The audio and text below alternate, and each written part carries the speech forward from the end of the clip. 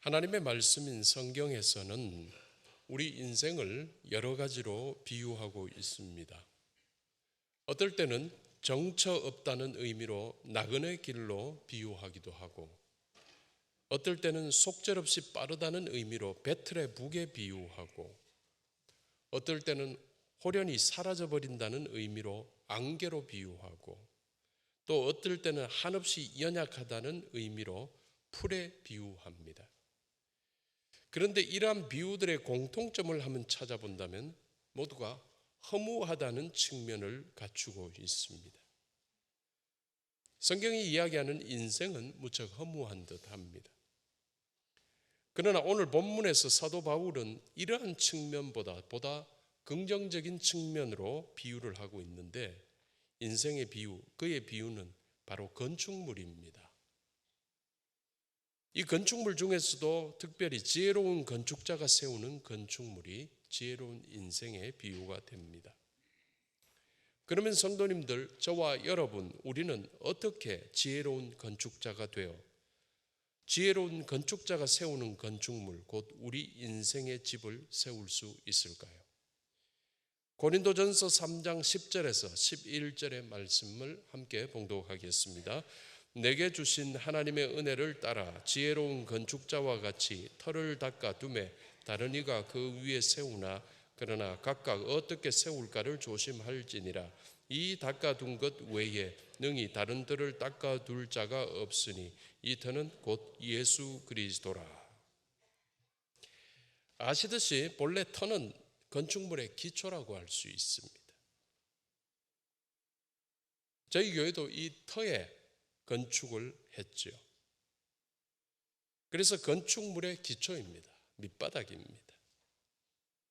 특별히 본문에서는 이 터는 근본적인 시작이고 근원을 이야기를 합니다.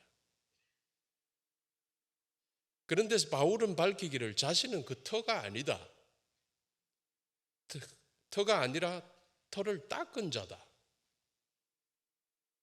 즉 그 기초가 아니라 그 기초를 놓은 자라고 스스로를 밝히고 있습니다. 바울이 자기는 아니라고 분명히 밝힌 이 터와 이 기초는 그러면 누구일까요? 성경은 이야기하죠. 이 터와 이 기초는 바로 우리 주 예수 그리스도이시다. 그래서 바울 자신이 놓은 이 예수 그리스도라는 기초 위에 다른 기초를 놓으려고 어떠한 시도도 단호히 배격하고 있습니다. 예수 그리스도라는 기초 위에 전혀 다른 기초를 놓으려고 하는 것을 막아야 되는 겁니다. 오늘날 교계에, 우리 사회에는 이단들이 많이 득세를 합니다. 이단들이 득세하는 건 당연합니다. 마지막 날이 다가오기 때문입니다. 그런데 이단들의 전략이 뭐냐면 기존 건강한 교회들의 건물을 매입하는 겁니다.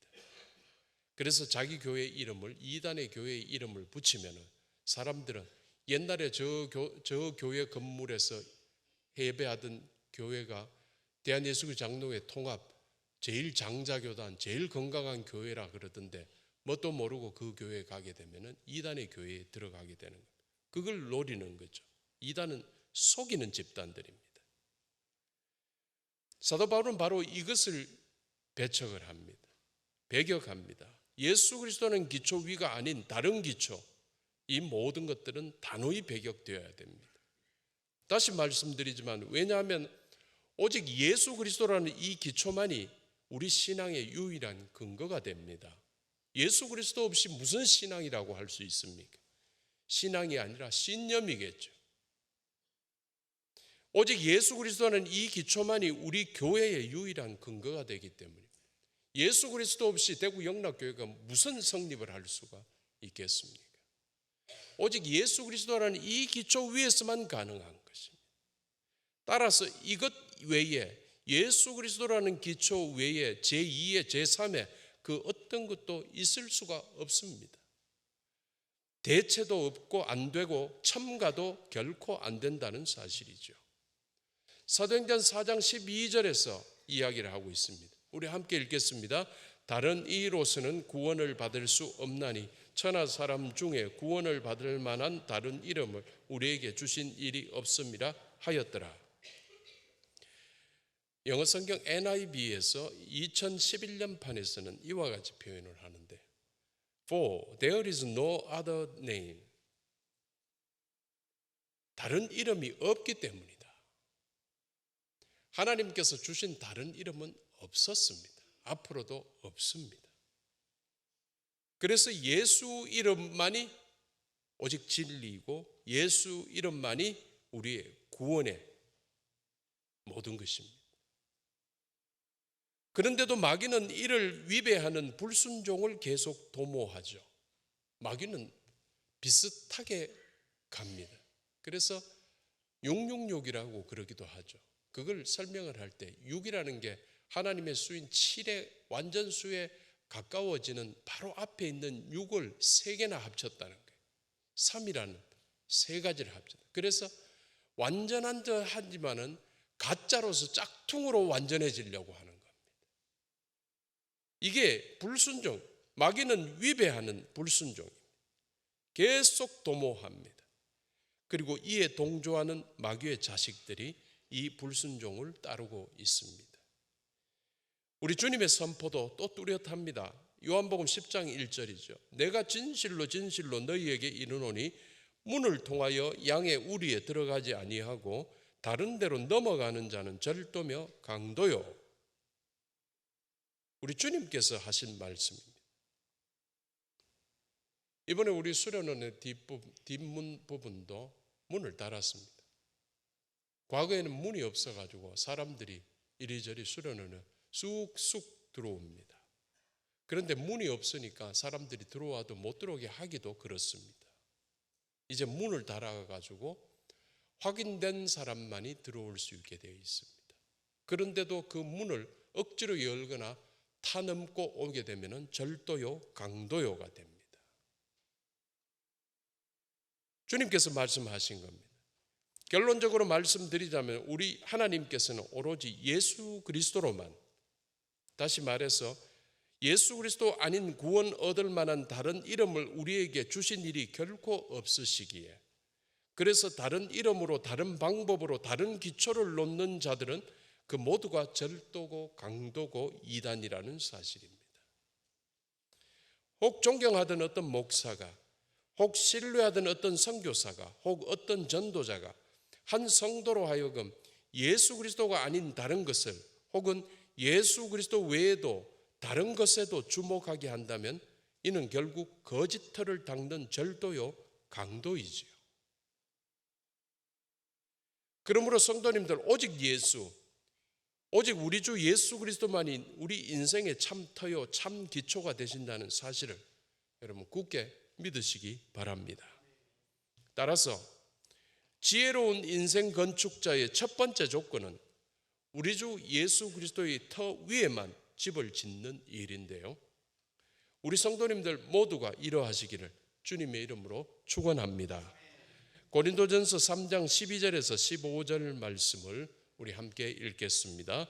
만일 누구든지 금이나 은이나 보석이나 나무나 풀이나 지푸로 이 터 위에 세우면 각 사람의 공적이 드러날 때 그 날이 공적을 밝히리니 이는 불로 나타내고 그 불이 각 사람의 공적이 어떠한 것을 시험할 것입니다. 만일 누구든지 그 위에 세운 공적이 그대로 있으면 상을 받고 누구든지 그 공적이 불타면 해를 받으리니 그러나 자신은 구원을 받되 불 가운데서 받은 것 같으리라. 구원은 모두에게 똑같이 주어집니다. 포도원의 비유에서 예수님께서 오전 9시부터 일한 사람들과 그리고 끝나기 1시간 전인 오후 5시에 들어와서 일한 사람에게 포도원 주인이 한 데나리온을 주었다. 이거는 구원의 은혜를 이야기하는 겁니다. 구원은 일찍부터 뱃속에서부터 믿기 시작한 그 성도나 죽기 바로 직전에 세례받고 주님 영접한 사람이나 구원은 똑같다라는 거예요. 그런데 이제 구원 다음의 단계, 구원의 위에, 구원을 통해서 우리는 예수 그리스도를 우리 인생의 터로 잡았습니다.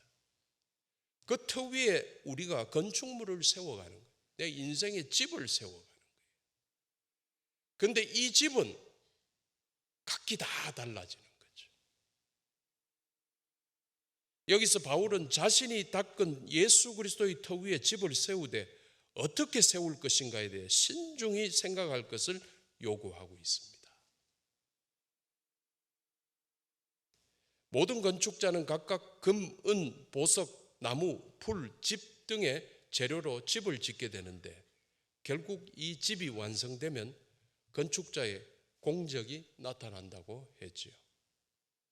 여기서 공적이라는 것은 노력과 수고를 들여 이루어낸 일의 결과를 의미합니다. 고린도전서 3장 6절에서 8절에서 사도 바울은 이렇게 말합니다. 나는 심었고 아볼로는 물을 주었으되 오직 하나님께서 자라나게 하셨나니 그런즉 심는 이나 물 주는 이는 아무것도 아니로되 오직 자라나게 하시는 이는 하나님뿐이니라. 심는 이와 물 주는 이는 한 가지이나 각각 자기가 일한 대로 자기의 상을 받으리라. 심는 이나 물 주는 이가 각자의 상을 받듯이 똑같은 상을 받는다는 뜻이 아닙니다. 각자의 상을 받듯이 건축자에게도 각자가 받을 삭이 결정되게 됩니다. 여기서 각자가 받을 삭은 마지막 날 판단받게 될 성도의 공적입니다. 우리 주 예수 그리스도의 대체할 수 없는 은혜로 우리가 구원을 받되 불 가운데서 다 타버린 공적 때문에 상 하나 없는 구원이 될지 아니면 타버리지 않고 그대로 남아있는 공적 때문에 상 받는 구원이 될지의 문제입니다. 물론 모든 성도들이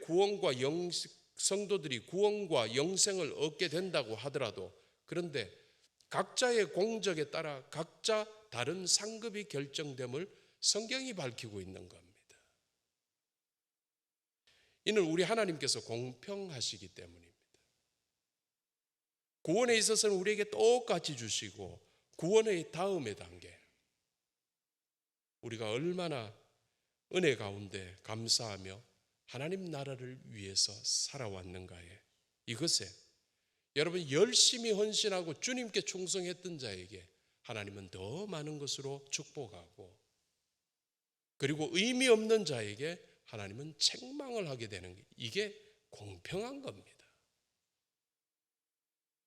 우리가 신앙생활을 어떻게 했는가에 따라서 마지막 날에 우리가 상급 아니면 책망을 받게 된다는 것이 분명한 성경이 가르쳐주고 있는 사실입니다. 노력과 수고를 들여 이루어낸 공적이 결국은 내 인생의 영적 결과입니다. 이 공적이 우리가 살아온 인생이요 비유하자면 인생의 집이라고 할 수 있습니다. 사랑하는 성도 여러분, 여러분들께서 살아온 인생, 여러분께서 지은 인생의 집은 어떻습니까? 솔직히 이 집이 좋은 집인지 아니면 별로인지 우리 각자 스스로는 압니다. 내가 정말 하나님을 위해서 살아왔는지 안 그러면 안 그래 했는지 남은 몰라도 각자 스스로는 압니다. 내 인생의 집을 얼마나 귀한 자재를 써서 지었는지 내 인생의 집을 얼마나 좋은 기술로 지었는지 또 내 인생의 집을 얼마나 열심히 충실히 지었는지는 우리 스스로가 너무 잘 알고 있습니다. 어떤 곳에 엄청나게 높고 멋있게 지어진 아파트가 있다고 합니다. 그런데 아무도 이 아파트에 입주하려고 하지 않는다고 합니다. 왜요? 이 집을 지은 자들 스스로가 알기 때문이라고 합니다. 얼마나 싸구려 재료를 썼는지 스스로가 알고 얼마나 실력 없이 지었는지 스스로가 알고 얼마나 대충 지었는지 본인들 스스로가 너무 잘 알기 때문이라고 합니다. 그래서 아무도 살려고 하지 않아서 그곳은 잘 곳 없는 노숙인들이 그곳에서 산다고 합니다. 우리 인생의 넌센스일 수 있습니다. 이처럼 성도님들 우리가 왜 모르겠습니까? 스스로는 다 아는데 단지 아닌 척 숨기고 있기 때문입니다. 나만 알고 아무도 모르는 것 같지만 우리 인생 집의 재료와 건축술의 실력과 건축자의 노력은 결국 마지막 날 불로서 입증될 것이라고 합니다. 마지막 날 이 불시험을 통해 참된 공적은 살아남고 헛된 공적은 그대로 불타 없어진다고 하지. 즉 불로서 시험하여 우리가 추구하여 이루어 놓은 우리 인생 집이 그대로 남아 있으면 상을 받되 타버리면 해를 받게 된다는 오늘 비유입니다. 성도님들, 여러분의 인생 집은 불 가운데서도 굳건하시기를 주님의 이름으로 축원합니다. 그렇다면 불타버리는 공적, 잘못 세워진 인생의 집은 어떤 것일까? 먼저 잘못된 동기에서 세워진 것이라고 할 수 있습니다. 동기는 마음입니다. 잘못된 동기에서, 잘못된 마음에서 세워진 공적이 불타버리게 되지요. 물론 주님 앞에서 어떤 공적을 논할 수 있는 피조물 자체는 없겠지만 우리의 구원은 오로지 주님의 보혈의 피의 공로 때문이지 우리가 0.0000001%라도 도움을 준 거 하나도 없습니다. 우리는 오로지 0%밖에 안 됩니다. 그래도 말해보자면 우리가 주님의 그 보혈의 공로 위에 예수 그리스도의 그 기초 위에 세운 우리 인생의 집은 공적으로 표현해 볼 수 있습니다. 그것이 분명 하나님의 영광을 위해서이냐는 것이겠지요. 하나님의 영광을 위하는 동기이냐 아니냐가 바로 남을 것인가 불타 없어져 버릴 것인가 이지요. 이처럼 분명 하나님께 영광을 위해서여야 할 성도의 공적이 안타깝게도 그렇지 못하고 단지 이기적이고 세상적인 동기로 세워진다면 그것은 결코 우리 하나님을 기쁘시게 할 수 없지요. 아무리 거창한 모습으로 세워져 있다고 할지라도 주님의 판단 앞에서 허무하게 불타 없어질 뿐이라는 사실이지요. 주여 주여 하는 자마다 다 천국에 들어갈 건 아니다. 입으로는 주여 주여 세상에 어떤 누구보다도 믿음 좋은처럼 우리가 살 수 있지만 우리 주님께는 통하지 않습니다. 진짜 주님이라는 말을 단 한 번 죽기 전에 했던 예수님의 옆에 있었던 강도, 예수님을 주라고 단 한 번 했던 바람에 그는 구원받았지요. 무엇이 불타버릴 것인지 무엇이 남을 걸지의 문제입니다. 또 잘못된 방법으로 세워진 것이 불타버리게 됩니다. 우리 같은 성도의 인생은 하나님의 뜻과 섭리와 능력을 의지하여 세워져야 하는데 그런데 만약 그렇지 못하고 인간적인 방법으로 세워진다면 아무리 그것이 성도의 인생이라 할지라도 하나님께는 오히려 책망거리일 수밖에 없습니다. 단지 세상 지식, 자기의 뜻과 자기의 판단에 따라 행해지는 헌신. 주님께서 원하는 헌신은 뭐예요? 주님의 방법대로, 주님이 원하시는 대로 해줘야지. 그런데 내 뜻대로 하는 헌신, 그리고 자기 마음에는 죄를 그대로 품고 남에게 보이기 위해 형식적으로 하는 충성, 결국은 주님의 판단 앞에서 허무하게 불타 없어질 뿐이지. 이는 제가 그냥 말하는 게 아니고 성경이 뚜렷이 가르치고 있는 바 분명한 사실이라는 점이지요. 그래서 성도님들, 어리석은 건축자는 자기 인생 집을 실패하게 됩니다. 자기가 수고하여 지은 모든 것이 불에 타 없어져 버리기 때문입니다. 우리 몸도 그리고 내 공적도 불시험을 통과하는데, 여러분 이번에 공항을 갔다 오는데 내 짐이 이렇게 통과를 쭉 하게 되죠. 카메라에 통과를 하게 되죠. 내 몸과 내 인생의 모든 건축물들이 주님의 심판에 불시험을 통과를 하는데 싹 그대로 나오는 축복이 그 축복이죠.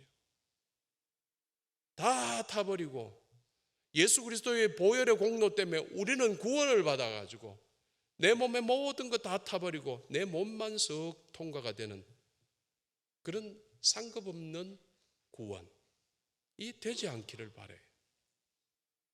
자기 몸만 빠져나와 목숨을 건진 것 같은 그것을 부끄러운 구원이라고 그러죠. 결국 간신히 구원을 얻게 되고 그렇지만 받을 상급이 없게 된다는 것이죠. 따라서 성도님들, 우리 분명히 생각하고 꼭 기억하고 삽시다.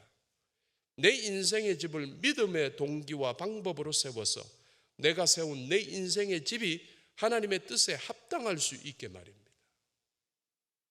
그리하여 상 받아야 하지 않겠습니까?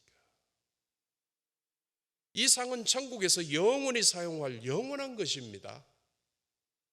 이 세상의 돈이나 물질 따위와 비교할 수 없는 겁니다.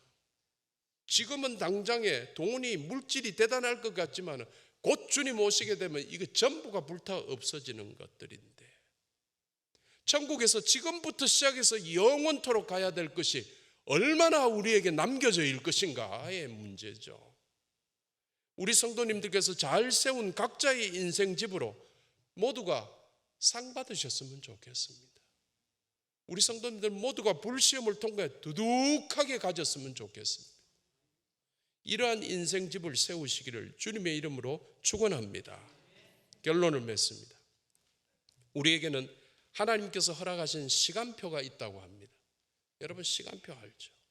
시간표는 시작이 있고 끝이 있는 겁니다. 우리 인생은 시작도 있고 끝이 있습니다. 이 말은 시간이 그리 많이 남지 않았다는 의미이기도 합니다. 우리 모두에게는 시간이 그렇게 많이 남지 않았습니다. 그래서 지금 살아있는 시간은 우리에게 남아있는 시간인데, 살아있다는 것은 하나님 나라를 위해서 아직 일할 수 있다는 증거이기도 합니다.